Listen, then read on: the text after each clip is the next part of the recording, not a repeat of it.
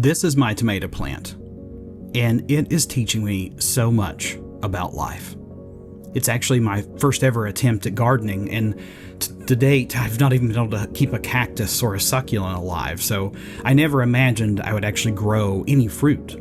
But alas, I have like 8 or 9 tomatoes already growing on this plant. But this tomato plant is teaching me something about life.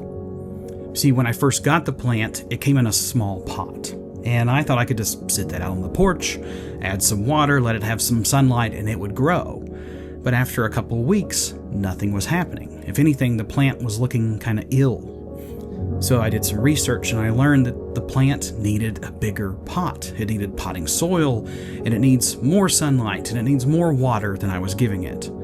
So I went out and I bought a new pot, and I filled it up with soil, and I put the plant in, and within just a couple of weeks, it started to grow. And now I'm like a month or so into this project, and it just keeps growing and keeps producing more tomatoes.